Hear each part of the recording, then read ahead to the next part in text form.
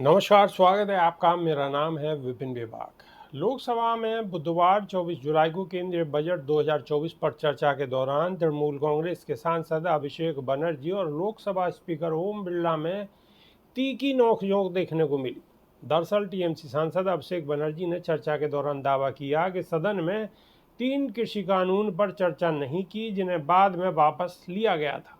अभिषेक बनर्जी के दावे पर लोकसभा स्पीकर ओम बिरला ने आपत्ति जताई और कहा कि सदन में 3 कृषि कानून पर करीब 5.5 घंटे तक चर्चा हुई। बिरला के दावे पर अभिषेक ने जोर देकर कहा कि चर्चा नहीं हुई तो स्पीकर बोले कि जब अध्यक्ष बोलते हैं तो सही बोलते हैं और आपको रिकॉर्ड देखना चाहिए।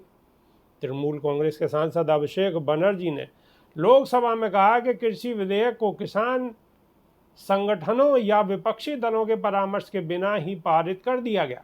अभिषेक बनर्जी के आरोप पर स्पीकर ओम बिरला ने कहा कि आपको खुद को सही करने की जरूरत है।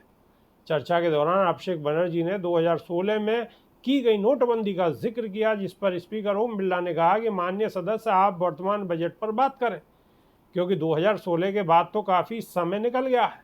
इसके बाद अभिषेक बनर्जी ने कहा कि कोई पूर्व पीएम जवाहरलाल नेहरू की बात बोलेगा तो आप कुछ नहीं कहेंगे, और मैं 2016 की नोटबंदी की बात कर रहा हूं तो आप कह रहे हैं कि वर्तमान बजट पर बोलिए। अभिषेक बनर्जी बोले कि यह पक्षपात नहीं चलेगा, क्योंकि जब कोई इमरजेंसी के मुद्दे को उठाता है तो आप चुप रहते हैं। लोकसभा में टीएमसी सांसद अभिषेक बनर्जी ने बजट पर निशाना साधा। उन्होंने कहा कि अगर मैं बजट को एक लाइन में समझाऊं तो इसमें बिना किसी विजन वाला बजट कहूंगा। उन्होंने आरोप लगाते हुए कहा है कि बीजेपी ने अपने सहयोगी दलों को खुश करने के लिए बजट पेश किया है, न कि देश के 140 करोड़ लोगों के लिए। इस बजट में 140 करोड़ लोगों को उम्मीदों को नज़रअंदाज करके सिर्फ 2 सहयोगियों के विश्वास को जीतने की कोशिश हुई है। अभिषेक बनर्जी ने संबोधन के दौरान बीजेपी पर निशाना साधते हुए कहा कि गठबंधन का मतलब समन्वय होता है और कोई भी उसे मोदी 302 नहीं कह रहा। इस सरकार को खुद बीजेपी के मंत्री भी मोदी 3.0 नहीं कह रहे। यह सरकार काफ़ी अनिश्चित और नाजुक है और कभी भी गिर सकती है।